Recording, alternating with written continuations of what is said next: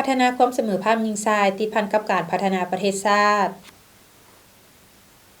สบายดีท่านผู้ชมที่เคารพและรักแพงทุกท่านขอต้อนรับท่านเข้าสู่รายการมีหญิงลาวท่านผู้ชมมาพบกันในมื้อนี้ก็อยู่ในระยะที่ทั่วภาคทั่วรัฐทั่วกำลังป้องกันชาติป้องกันความสงบและทั่วปวงชนลาวทั้งชาติชมเชยวันสถาปนาสปป.ลาวครบรอบ50ปีในวันคล้ายวันเกิดท่านประธานไกรสอนพรหมวิหารครบรอบ105ปียังมีเนื้อในความหมายและเป็นกระบวนการฟดฟื้นพร้อมเดียวกันนี้สหพันธ์หญิงลาวทุกท่านพร้อมเผยแพร่ผลสำเร็จของประชุมใหญ่ผู้แทนหญิงลาวทั่วประเทศครั้งที่9ด้วยการหันเป็นแผนงานโครงการของตนเพื่อให้แทนเหมาะสอดคล้องกับแต่ละของเขตไปพร้อมกับการจัดตั้งปฏิบัติวาระแห่งชาติที่อยู่ในความรับผิดชอบของสหพันธ์หญิงลาวให้สำเร็จตามแผนที่วางไว้ท่านผู้ชมอิงตามรัฐธรรมนูญเลขที่311/ปปทลงวันที่1ธันวาคม2025ว่าด้วยการประกาศวันเลือกตั้งสมาชิกสภาแห่งชาติชุดที่10และสภาประชาชนคันแขวงชุดที่5ในวันอาทิตย์ที่22กุมภาพันธ์2026ซึ่งการป้อนบัตรเลือกตั้งเอาผู้ที่มีมาตรฐานเงื่อนไขกว่าหมู่เป็นตัวแทนของตนแม้นการปฏิบัติสิทธิหน้าที่อันมีเกียรติของพลเมืองลาวท่านผู้ชมลำดับต่อไปจะให้ท่านรับชมข่าวการเคลื่อนไหวของสหพันธ์หญิงลาวเป็นต้นวันที่15ธันวาคม2025ท่านนางอาลีวงศ์นบุญธรรมกรรมการศูนย์กลางพรรคประธานคณะบริหารงานศูนย์กลางสหพันธ์หญิงลาวพร้อมด้วยคณะได้ลงเคลื่อนไหวเวียงงานที่แขวงหลวงพระบางและได้เข้าพบสหายบุญเรือนมณีวงศ์เลขาคณะบริหารงานพรรคแขวงเพื่อรายงานจุดประสงค์ของการมาเคลื่อนไหวยุคแขวงหลวงพระบางในครั้งนี้โดยเฉพาะการมาสุขยุติดตามเวียงงานสหพันธ์หญิงและเผยแพร่ผลสำเร็จของประชุมใหญ่ผู้แทนหญิงลาวทั่วประเทศครั้งที่9พร้อมทั้งปรึกษาหารือเกี่ยวกับการกักเกี่ยมให้แก่บ้านเลือกตั้งสมาชิกสภาแห่งชาติชุดที่10และสภาประชาชนคันแขวงชุดที่5โดยเฉพาะการสุขยุให้มีหญิงได้ลงสมัครรับเลือกตั้ง35ส่วนห้อยขึ้นไปและให้มีหญิงได้รับการเลือกตั้ง30ส่วนห้อยขึ้นไปจากนั้นสหายเลขาคณะบริหารงานพรรคแขวงได้กล่าวต้อนรับอย่างอบอุ่นและได้แสดงความชมเชยต่อผลสำเร็จของกองประชุมใหญ่ผู้แทนหญิงลาวทั่วประเทศครั้งที่9พร้อมทั้งเน้นนางให้คณะนำสหพันธ์หญิงแขวงเอาใจใส่นำเอามติของประชุมใหญ่ครั้งนี้หันเป็นแผนงานโครงการและนำพาจัดตั้งปฏิบัติให้มีผลสำเร็จหลังจากนั้นท่านประธานศูนย์กลางสหพันธ์หญิงลาวได้เข้าร่วมเป็นประธานของประชุมเผยแพร่ผลสำเร็จของประชุมใหญ่ผู้แทนหญิงลาวทั่วประเทศครั้งที่9พร้อมทั้งเผยแพร่กฎระเบียบสหพันธ์หญิงลาวฉบับปรับปรุงเข้าร่วมมีท่านนางบัวสอนไสยไสกรรมการพรรคแขวงประธานสหพันธ์หญิงแขวงหลวงพระบางพร้อมด้วยคณะ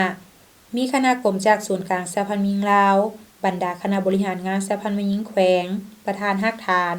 หัวหน้าหน่วยอ้อมข้างแขวงและประธานสหพันธ์หญิง4เมืองเข้าร่วมในของประชุมท่านประธานสหพันธ์หญิงแขวงได้รายงานย่อเกี่ยวกับการเคลื่อนไหวเวียกงานสหพันธ์หญิงในระยะผ่านมา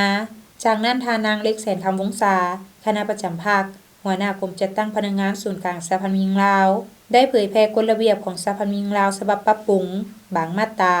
โดยเฉพาะมาตราที่ติดพันกับความรับผิดชอบของแขวงในเมืองในการประสานงานระหว่างศูนย์กลางสหพันธ์หญิงและสหพันธ์หญิงขันท้องถิ่นเพื่อเป็นทิศทางในการจัดตั้งปฏิบัติเวียงงานให้บรรดาคณะบริหารงานสหพันธ์หญิงแขวงเพื่อสืบต่อนำไปเผยแพร่เสื่อมซึมอยู่บรรดาของเขตของตนและจัดตั้งปฏิบัติให้ได้รับผลดีกว่าเก่าในโอกาสนี้ท่านนางอาลีวงศ์นบุญธรรมได้แสดงให้เห็นถึงความหมายและความสำคัญของกองประชุมใหญ่ครั้งที่9ซึ่งเป็นเหตุการณ์สำคัญทางการเมืองสังคมของแม่หญิงลาวพร้อมทั้งชี้นำทิศทางการเคลื่อนไหวเวียงงานแม่หญิงในระยะต่อไปให้สอดคล้องกับแนวทางของพรรคและนโยบายของรัฐและได้เน้นให้คณะบริหารงานสหพันธ์แม่หญิงในทั่วแขวงเอาใจใส่ในการนำเอามติและแนวทางของกองประชุมใหญ่ผู้แทนแม่หญิงลาวทั่วประเทศครั้งที่9ไปพันขยายและปฏิบัติให้เป็นรูปธรรมโดยต้องเสื่อมซึมและกำแน่นอย่างกลมเกลียวกับสภาพตัวจริงของแต่ละท้องถิ่นส่งเสริมบทบาทของแม่หญิงให้มีความเข้มแข็งทางด้านการเมืองเศรษฐกิจสังคมพร้อมทั้งเน้นให้สหพันธ์แม่หญิงทุกขั้นพัฒนารูปแบบการเคลื่อนไหวเวียงงานให้มีคุณภาพมีความสร้างสรรค์และตอบสนองกับหน้าที่การเมืองในระยะใหม่อย่างแท้จริงท่านผู้ชมในวันที่16ธันวาคม2025ท่านนางอาลีวงศ์นบุญธรรมประธานคณะบริหารงานศูนย์กลางสหพันธ์หญิงลาวพร้อมด้วยคณะได้ต้อนรับการเข้าพบของสมาคมนักธุรกิจแม่หญิงนำโดยท่านนางจันทจรวงศ์ไซประธานสมาคมนักธุรกิจแม่หญิงพร้อมด้วยคณะเพื่ออวยพรปีใหม่สากลที่จะมาถึงนี้พร้อมทั้งรายงานเกี่ยวกับผลสำเร็จการเข้าร่วมพิธีมอบรางวัลคื รือข่ายผู้ประกอบการแม่หญิงดีเด่นอาเซียนประจำปี 2025 ที่นครหลวงพนมเปญราชอาณาจักรกัมพูชาจัดโดยเครือข่ายผู้ประกอบการแม่หญิงอาเซียนราชอาณาจักรกัมพูชาซึ่งมีผู้ได้รับรางวัลจากสปป.ลาวในทั่วประเทศจำนวน11ท่านและการมอบหน้าที่ประธานเครือข่ายผู้ประกอบการแม่หญิงอาเซียนจากราชอาณาจักรกัมพูชามอบให้สปป.ลาวเป็นประธานต่อไปในระยะปี 2026-2027 ซึ่งจะเริ่มจัดตั้งปฏิบัติแต่เดือนมังกร 2026 เป็นต้นไปพร้อมทั้งขอทิศชี้นำในการจัดตั้งปฏิบัติทิศทางแผนการของสมาคมนักธุรกิจแม่หญิงในต่อหน้าเต็มอีกท่านผู้ชมวันที่ 18 พฤศจิกายน 2025 หากฐานสหพันธ์แม่หญิงแผนกอุตสาหกรรมและการค้าแขวงและแผนกพนักงานและบแฮแขวงคำมวนจัดพิธีสรุปการจัดตั้งปฏิบัติข้อแข่งขัน 3D ประจำปี 2025 และปาฐกถาวังสากลเพื่อลบล้างการใช้ความรุนแรงต่อแม่หญิง 25 พฤศจิกายน 2025 ภายใต้การเป็นประธานของท่านนางเทียมจันทร์สอนมณีคณะบริหารงานสหพันธ์แม่หญิงแขวงคำมวนประธานสหพันธ์แม่หญิงหากฐานแผนกพลังงานและบแฮแขวงให้เกียรติเข้าร่วมโดยท่านคำเปียนมณีคำกรรมการภาคแขวงห้องหัวหน้าแผนกอุตสาหกรรมและการค้าแขวงท่านนางดารามินสีสว่างห้องประธานคณะบริหารงานสหพันธ์แม่หญิงแขวงคำมวนมีบรรดาท่านต่างหน้าจากองค์การจัดตั้งมหาชนของทั้งสองแผนกพร้อมพนักงานสมาชิกสหพันธ์แม่หญิงทั้ง2ภาคฐานเข้าร่วมทั้งหมด45ท่านในพิธีผู้เข้าร่วมได้รับฟังการผ่านบทสรุปการจัดตั้งปฏิบัติข้อแข่งขัน 3D ปี 2025 และวางทิศทางแผนการปี 2026 ของสหพันธ์แม่หญิงภาคฐานทั้ง2แผนกซึ่งได้ยกให้เห็นผลงานที่พ้นเด่นหลายด้านและข้อคงค้างที่จะต้องได้ปรับปรุงแก้ไขจากนั้นต่างหน้าคณะสหพันธ์แม่หญิงภาคฐานทั้ง2แผนกก็ได้ขึ้นจับมือแข่งขัน 3D หลังจากนั้นได้รับฟังการเผยแพร่เอกสารวันสากลเพื่อลบล้างการใช้ความรุนแรงต่อแม่หญิง 25 พฤศจิกายนและได้รับฟังสารของท่านนายกรัฐมนตรีแห่งสปป.ลาวในโอกาสที่มีความหมายสำคัญนี้ผู้เข้าร่วมได้รับฟังการอบรมจากท่านคำเปียนมณีคำและท่านนางดารามินสีสว่างรองประธานคณะบริหารงานสหพันธ์แม่หญิงแขวงคำมวนซึ่งได้ย่องยอชมเชยผลงานของน้องแม่หญิงภายในภาคฐานที่ย่านมาได้พร้อมทั้งให้การชี้ทิศแนวทางการจัดตั้งปฏิบัติข้อแข่งขัน 3D ซึ่งได้เรียกร้องให้สมาชิกสหพันธ์แม่หญิงจงรักษาได้ความสามัคคีเอาใจใส่ในการศึกษาอบรมการเมืองแนวคิดปลุกระดมให้แม่หญิงตั้งหน้าปฏิบัติเนื้อในข้อแข่งขัน 3D พร้อมทั้งเอาใจใส่ในการต้านปรากฏการณ์ย่อท้อที่เกิดขึ้นในครอบครัวและสังคมเอาใจใส่ในการศึกษาอบรมลูกหลานในการอนุรักษ์รักษาฮีตความประเพณีอันดีงามของแม่หญิงลาวยกสูงและเชื่อมั่นน้องแม่หญิงด้วยกันพร้อมพากันพัฒนาตนเองและพัฒนาองค์การจัดตั้งให้มีความก้าวหน้าเป็นก้าวพิธีฝึกอบรมความเสมอภาคหญิงชายและการรักษาสุขภาพตาขั้นพื้นฐานให้แก่สหพันธ์แม่หญิงบ้านอปส.บ้านและสหพันธ์แม่หญิงเมืองหลาแขวงอุดมไซเชิญทานรับชมได้จากทางทีมงานในระหว่างวันที่24-25 พฤศจิกายน 2025 นี้ศูนย์กลางสหพันธ์แม่หญิงลาวสมทบกับสหพันธ์แม่หญิงแขวงอุดมไซและห้องหมอแขวงหน่วยงานตาลงจัดพิธีฝึกอบรมความเสมอภาพหญิงชายและการรักษาสุขภาพตาขั้นพื้นฐานให้แก่สหพันธ์แม่หญิงเมืองหลาสหพันธ์แม่หญิงบ้านและอสบ.บ้านขึ้นอย่างเป็นทางการอยู่ที่สโมสรของเมืองลาโดยภายใต้การเป็นประธานกล่าวเปิดของทานางอัมพรอินตลารองประธานคณะบริหารงานสหพันธ์แม่หญิงแขวงให้เกียรติเข้าร่วมพิธีในครั้งนี้มีทานางไลวรจันทรารองเลขาพรรคเมืองผู้ชี้นำเวียงงานพรรคพนักงานและองค์การจัดตั้งมหาชนมีคณะประธานสหพันธ์แม่หญิงเมืองพร้อมด้วยพนักงานสหพันธ์แม่หญิงบ้านจำนวน10บ้านเป้าหมายของโครงการเข้าร่วม34ทานชาย4ทานในพิธีฝึกอบรมทานางคำแพงโพธิวันหัวหน้าแขนงบริหารสหพันธ์แม่หญิงแขวงได้นำเสนอจุดประสงค์ของโครงการและพระบทบาทของสหพันธ์แม่หญิงแต่ละขั้นความรู้พื้นฐานเกี่ยวกับบทบาทหญิงชายความเสมอภาพระหว่างหญิงชายจากนั้นทานพรทวีอินทวงศารองหัวหน้าหน่วยงานแขนงตาห้องหมอแขวงได้เผยแพร่ความรู้พื้นฐานเกี่ยวกับตาโดยเฉพาะแม่นโครงประกอบสร้างตาหน้าที่และความสำคัญของตาอาการสำคัญทางตาที่พบหลายความรู้เกี่ยวกับการรักษาสุขภาพตาและการป้องกันตาบอด พยาธิตาที่สามารถปิดปัวกับทีได้พยาธิตาที่พบเห็นแล้วทรงต่อการแนะนำและการทรงต่อวิธีวัดแทกสายตาให้แก่ชุมชนพร้อมทั้งแบ่งกลุ่มทดสอบปฏิบัติการวัดแทกสายตาโดยนำใช้เครื่องมือพื้นฐานวัดแทกนอกจากนี้ยังได้ลงจัดตั้งปฏิบัติตัวจริงอยู่บ้านเติมอีก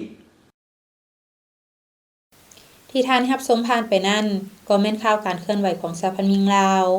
ท่านผู้ชมจากนี้พักผ่อนกันก่อนแล้วจึงกลับเข้ามาในถัดไปของทางรายการการใช้ความรุนแรงต่อแม่หญิงบ่แม่นปัญหาเล็กน้อยแต่เป็นสิ่งที่ทุกคนควรแก้ไขมันแม่นปัญหาของสังคมบ่แม่นปัญหาของบุคคลร่วมแรงร่วมใจแก้ไขทุกรูปแบบการใช้ความรุนแรงต่อแม่หญิงความรุนแรงต่อแม่หญิงสามารถเกิดขึ้นได้ทุกบอนทุกเวลาและกับทุกๆคนในสังคมบ่ว่าจะเป็นคนหังคนทุกข์การศึกษาสูงหรือต่ำทุกสาขาวิชาอาชีพความรุนแรงต่อแม่หญิงมี4ประเภทดังนี้ความรุนแรงต่อร่างกายความรุนแรงต่อจิตใจความรุนแรงทางเพศความรุนแรงต่อทรัพย์สินหรือเศรษฐกิจถ้าท่านพบเห็นภัยที่ต้องการความช่วยเหลือท่านสามารถรายงานต่อบรรดาการจัดตั้งที่เกี่ยวข้องอิงตามมาตรฐานการดำเนินงานการปกป้องและการบริการช่วยเหลือทางด้านสังคมแก่แม่หญิงและเด็กหญิงที่ถูกความรุนแรงในสปป.ลาวการปกป้องและการช่วยเหลืออันจำเป็นแก่ผู้ถูกก่อร้ายประกอบมี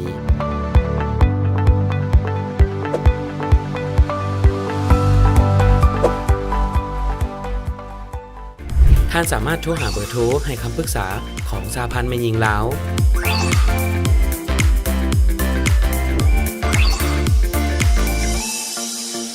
และสายด่วนศูนย์กลางสหพันธ์แม่หญิงลาว1362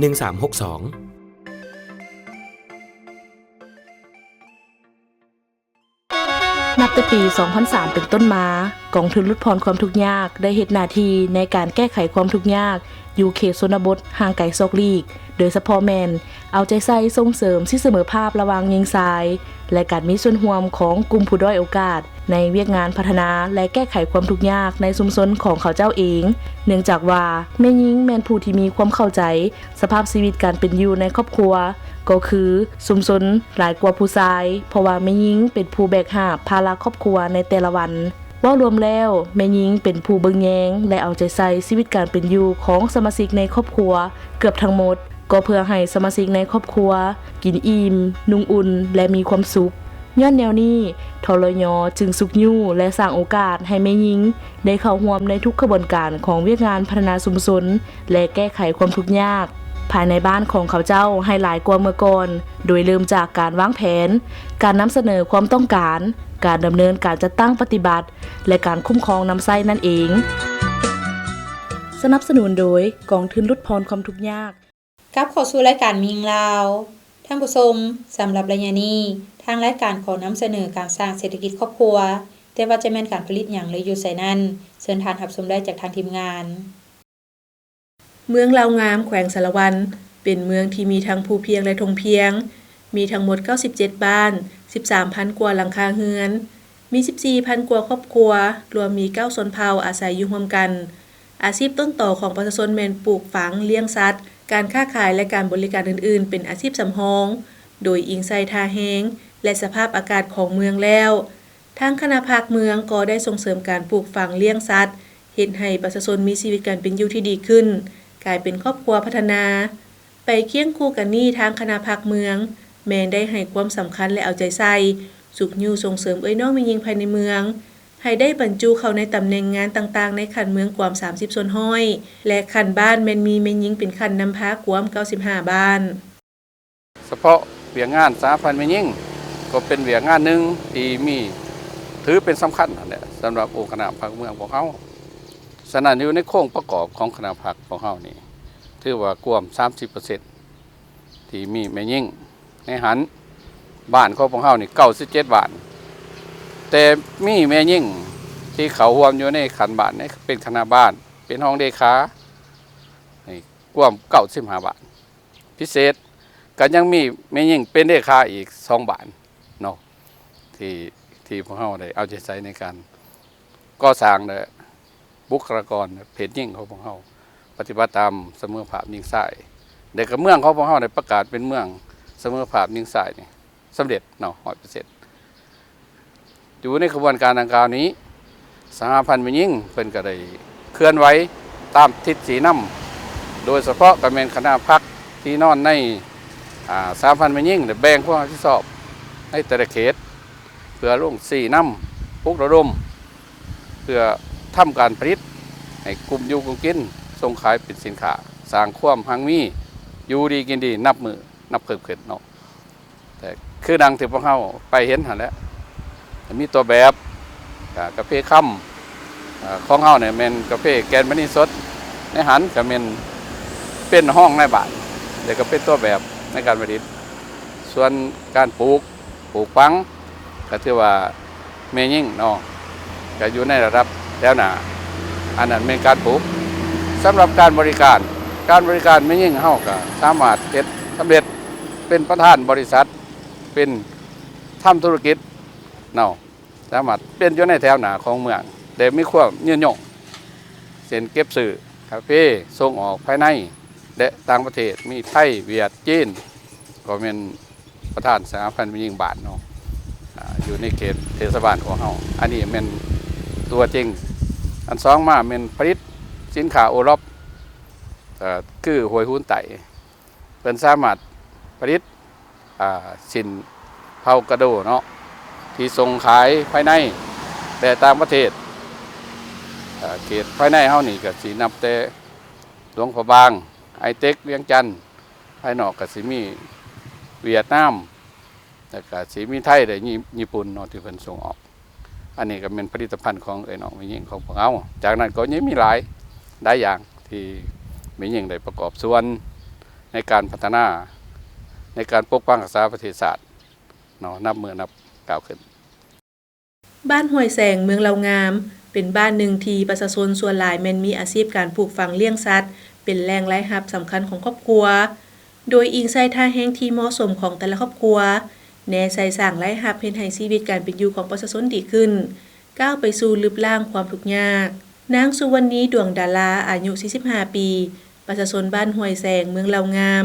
แม่นครอบครัวหนึ่งที่ยึดถืออาชีพปลูกผักเป็นแหล่งรายรับต้นตอของครอบครัวโดยเฉพาะแม่นปลูกผักบัวผักกะหล่ำปีและผักสลัดขายแต่ก่อนแม่นเฮ็ดนาและปลูกผักแต่บ่ได้ขายมีแต่ปลูกกินในครอบครัวและแจกจ่ายพี่น้องเท่านั้นจึงเฮ็ดให้บ่มีรายรับเข้าสู่ครอบครัวดังนั้นจึงได้หันมาปลูกผักขายซึ่งใช้เงินลงทุนทำอิฐแม่น20 ล้านกว่ากีบโดยใช้ทุนของตนเองทำอิฐแม่นปลูกผักกะหล่ำและขิงเห็นว่าความต้องการของท้องตลาดแม่นดีหลายจึงได้ตัดสินใจขยายพื้นที่ออกแล้วปลูกผักหลายชนิดเพื่อส่งขายตามตลาดจังว่ามาตัดสินใจมาเฮ็ดปลูกกะหล่ำแล้วก็มีเฮาอันปลูกกะหล่ำปลูกขิงเข้าโครงการแล้วก็มีผักบัวมีสลัดแบบไม่กระดอกอีหยังนะทุกอย่างผักทุกชนิดว่าซั่นซะทึ่นก็นอกจากได้มาก็มีแต่ว่าสวนกาแฟหั่นแหละมาแล้วก็มาเฮ็ดมาบุกเบิกแบบว่าได้มาก็นำสวนกาแฟแล้วของเป็นปีเด้เงินกาแฟเฮาหั่นนะเบื้องต้นคันว่าหัวปีแบบว่าเฮาเฮ็ดก็บ่หลายปานใดประมาณก็คันว่าเฮาลงบ่หลายก็ประมาณ20ปลายล้าน30ล้านไปจังซั่นนะเฮาปลูกเฮามีวิธีได้เป็นผักบัวนี่ก็คือนั่นนี่แหละเฮามีแต่เอาหลุมซักแล้วก็มีแต่จำใส่แบบนี้นี่แหละก็จังว่าเป็นได้แบบนี้หั่นนะบ่ยากวิธีเพราะว่าเฮาฮู้แล้วเด้วิธีปลูกหั่นรักษาหั่นมีแต่ว่าเฮาฉีดแบบว่าเฮาฉีดอันยาบำรุงอีหยังให้ใบเขียวลำแข็งตัวนี้ผักบัวนี่ก็แบบการอันนี้คือการผักกะหล่ำขอสะดวกมันก็มีหลายขอยุ่งยากมันก็อันนั้นแน่ของเฮาเข้าใจเด้เฮาเข้าใจเฮ็ดพี่ว่าเฮาเคยเฮ็ดแล้วก็บ่ได้ยากหันนะมีแต่ว่าบ่ยากเฮ็ดแนะนำมากก็มีแต่กสิกรรมเฮาแหละเนาะตัวเพิ่นพามีว่าเพิ่นก็แนะนำมีปุ๋ยอันนั้นอันนี้แนวดีเพิ่นเอามาให้เฮาลองทดลองเบิ่งกสิกรรมเฮาเด้เมืองเฮาเด้เพิ่นมาส่งเสริมนี่งานนั้นก็บ่ปานใดมีแต่เฮาแบบว่าใส่ลูกเต้าอีหยังนี่เด้แล้วก็ญาติพี่น้องซอยกันบ่ได้สู้จ้างว่าซั่นซะเฮาเฮ็ดบ่หลายดิโอ้ยมันก็บ่นับแหละเนาะวางช่วงหัวปีนี่เฮาเฮ็ดเดือน4ฮอดเดือน5ปีใหม่เฮาเนาะเพราะว่าพักเฮาหั่นแต่หอมปอมละละหั่นแต่ลกมาเฮายังได้ฮอด80ปลายล้านแต่หอมปอมเฉลี่ยเพราะว่าโลนึง 90,000 เด้เฮาซื้อบ้านเฮานี่90แบบว่าเฮาออกอีกเด้โอ้มันก็ได้หลายอย่างอยู่คือแต่ก่อนเฮาก็บ่เคยมีรถเนาะก็ได้แบบว่าแต่ละปีฮิปโฮมมากก็ได้ย้อนพักก็ไปซื้อรถพอได้ค่าได้ขาย อันนั้นคันว่าเฮือนซ่านก็ยังว่าเป็นเงินปีเงินกาแฟอันน่ะเฮ็ดเฮือนเฮ็ดหยังเด้คันว่าพักคันพ่อได้อยู่ได้กินแล้วก็ได้ใช้ได้เว้าแล้วเอามันทมมันนั่นแหละมีซื้ออันนั้นอันนี้ซื้อปุ๋ยซื้อหยังใส่หั่นนะคันเฮาเฮ็ดได้หั่นโอ้มีแต่เฮ็ดตามอาชีพเฮาเคยเฮ็ดนั่นแหละมีแต่ปลูกกะหล่ำเป็นอันนี้คือเก่าหั่นแหละกับขิงบ่เฮาปลูกขิงเข้าโครงการโอ้ตลาดทั่วไปหั่นเฮาก็ส่งมีส่งสวรรค์เวียงกับอันนั้นสวรรค์แล้วก็ถ้าแขกเวียงเฮาส่งเพราะว่าเขามารับเอาอยู่นี่เด้มารับเอาเลยเด้ นางตุลแก้ววิไลอายุ37 ปีก็แม่นอีกครอบครัวหนึ่งอยู่บ้านห้วยแสงเมืองลาวงาม ที่ยึดถือการปลูกผักขายนางตุลแก้ววิไลเล่าให้ฟังว่าแต่ก่อนตนเองแม่นเฮ็ดสวนกาแฟเพียงอย่างเดียวแต่เห็นหลายครอบครัวเพิ่นปลูกผักแล้วมีรายรับเพิ่มขึ้นตนเองจึงตัดสินใจหันมาปลูกผักไปเคียงคู่กับการปลูกกาแฟโดยแบ่งดินจากการปลูกกาแฟมาปลูกผักจำนวนหนึ่งเห็นว่ามีรายรับดีสมควรส่วนการจำหน่ายทำอิฐแมนไปขายอยู่ตลาดปากเซแต่ปัจจุบันแมนลูกค้ามาซื้อเอาอยู่สวนเลย หลังจากหักค่าใช้จ่ายออกหมดแล้ว ถือว่าเป็นรายรับที่ดีสมควรเฮ็ดให้ครอบครัวของตนเองกุ้มอยู่กุ้มกิน มีเงินส่งลูกเรียน และมีทุนหมุนเวียนในการเฮ็ดธุรกิจตื่มอีก แต่ก่อนนะก็มีแต่เฮ็ดแต่สวนกระผมกาแฟบัดนี้เฮาไปบ้านอื่นเฮาไปเห็นบ้านอื่นเขาเฮ็ดเฮาก็จังมาพัฒนาว่าบัดมาเฮ็ดมันก็ได้มันก็บ่ได้ก็จังว่าพากันสวนกาแฟกลางนี่เฮาก็มาตัดตอนเฮ็ดเป็นสวนกาแฟน้อยมาปลูกผักมาเฮ็ดผักมันสิเป็นผักลมลุกเนาะสิแม่นเป็นผักสู้หอมป้อมหอมบัวสลัดทุกประเภทว่าซั่นซะเอาอย่างนี้ออกแล้วก็แม่นเอาอย่างอื่นเข้าว่าซั่นซะเฮาบ่ได้แบบว่าบ่ได้ซ้ำผักเก่าปี 2000 เริ่มเฮ็ดผักมาตัดสวนกาแฟกลางแต่ก่อนมันสิเป็นปลากาแฟกลางเบิดแต่ว่าเฮาก็เลยมาเฮ็ดเป็นสวนผักเป็นผักลมลุกแต่ว่ากาแฟเฮาก็ต้องได้ปลูกใส่คือกันเฮาสิเฮ็ดได้อยู่2 ปี3 ปีแล้วเฮาก็หมุนไปเฮ็ดหม่องใหม่ว่าซั่นซะประมาณเฮาเฮ็ดลงทุนคันเฮาลงทุนประมาณแต่ก่อนหั่นเนาะ20-30 ล้านเฮาก็ว่านักแล้วแต่ก่อนหั่นนะปัจจุบันนี้ก็มีแม่ค้ารับซื้ออยู่บ้านนี่แหละก็มีผลดีหลายที่ว่าเฮามาเฮ็ดผักนี่นะเฮามาเฮ็ดผักนี่ก็มีผลดีหลายอยู่แต่ก่อนเนาะเฮือนซ่านสิอยู่เฮาก็บ่ทันได้มีคันเฮาเริ่มมาเฮ็ดผักนี่แหละเฮามาปลูกฟังนี่ครอบครัวก็พัฒนาขึ้นมาเฮ็ดอิหยังก็พอได้ว่าซั่นซะแต่ก่อนเฮาบ่ได้เฮ็ดเฮาสิเฮ็ดแต่สวนกาแฟกะทาแต่กาแฟบัดเฮามาเฮ็ดผักแม่นเฮามาเฮ็ดผักเฮาสิหมุนเวียน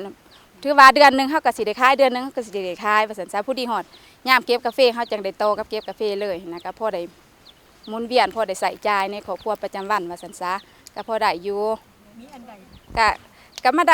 ด้แบบคือเฮาได้เฮาก็มาซื้อดินซื้อดอนซื้อหัวซื้อสวนอีกแต่ก่อนเฮาบ่เคยมีเห็นบ่เฮามีดินตอนนึงบัดนี้เฮามาเฮ็ดหัวเฮ็ดสวนเฮามาเฮ็ดผักเฮาก็มาได้มาขยายออกก็มีบ่อนได้เพิ่นขายเฮาก็ก็เฮาก็มาได้รถได้เฮือนได้ดินได้ดอนได้หัวได้สวนก็มาพัฒนาโดยที่ทานให้รับชมผ่านไปนั้นก็แม่นการสร้างเศรษฐกิจครอบครัวซึ่งก็แม่นกิจกรรมหนึ่งที่สามารถเฮ็ดให้ครอบครัวมีอยู่มีกินหลุดพ้นออกจากความทุกข์ยากได้เทื่อละก้าวท่านผู้ชมจากนี้พักผ่อนกันอีกครั้งหนึ่งแล้วจึงกลับเข้ามาในระยะสุดท้ายของทางรายการ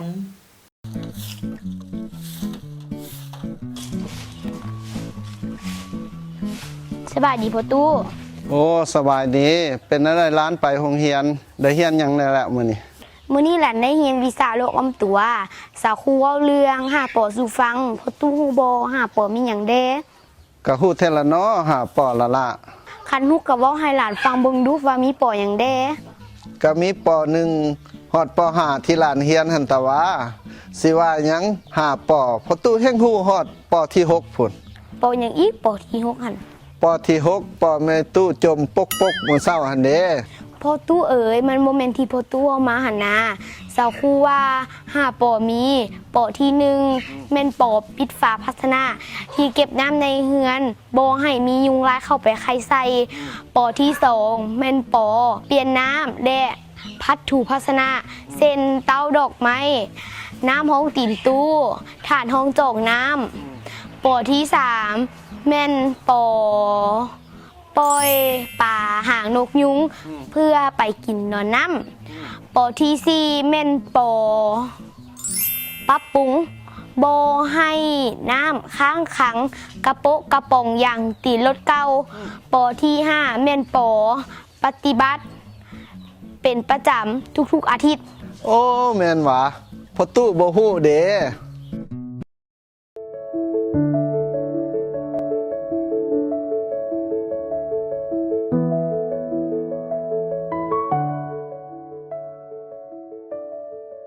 โอ้ยเลิกเวลาอันน้อยไปดื่มต่อบ่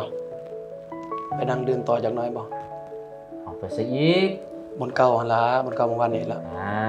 มีผู้สาวเห็นบ่บ่อยากไป บ่พอดียังบ่อยากกลับนะเพราะว่าเมื่อวานนี้ไปกินเมาแล้วแบบกลับเมืองเฮือนเรามีปากเสียงกับลูกกับเมียหน่อยนึงก็เลยว่า อ่ะ เลยลงไปซุกเพิ่นล้มเพิ่นก็เจ็บหน่อยนึงนั่นแหละก็เลยแบบยังบ่อยากกลับรู้สึกผิดนะยังบ่อยากกลับนะ โอ้บ่อยากกลับเฮือนแล้วอยากไปดื่มต่อเพื่อให้มันลืมหั่นว่าโอ้บ่เฮ็ดได้น้องเอ้ยแนวนั้นบ่เฮ็ดได้อยากแนะนำน้องแนวนี้ การใช้ความรุนแรงกับครอบครัวกับลูกกับเมียน่ะมันผิดกฎหมายเด้น้องเอ้ยแนะนำน้องนี่นะแต่นี่ต่อไปมันบ่อยากให้เฮ็ดได้บ่จังซี่น่ะแล้วให้น้องมันกลับเมื่อก่อนสาว่าน่ะเรื่องดื่มมันให้หยุดซะก่อนบ่ฟ้าวกลับไปทำความเข้าใจไปปรับความเข้าใจไปขอโทษกับลูกกับเมียที่ว่าได้เฮ็ดไปแล้วนะ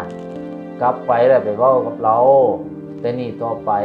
ค่อยจะบ่เฮ็ดให้เจ้าเป็นอันนี้อีกเพื่อให้ครอบครัวเฮามีความสุขเจริญรุ่งเรืองให้เป็นครอบครัวที่อบอุ่นคือว่านำพาครอบครัวกับลูกกับเมียนี่ไปในทางที่ดีแต่ว่าบ่ให้เฮ็ดนะได้บ่อ้ายเว้านี่ได้บ่หยุดก่อนมื้อนี้บ่ดื่ม เด้อเดี๋ยวขอบใจได้นะซั่นเนาะก็เลิกเวลาสิกลับเฮือนแล้วซั่นนะ กลับไปซะน้องกลับไป เด้อโอเคขอบใจได้เด้อ โอ้เอากลับกลับ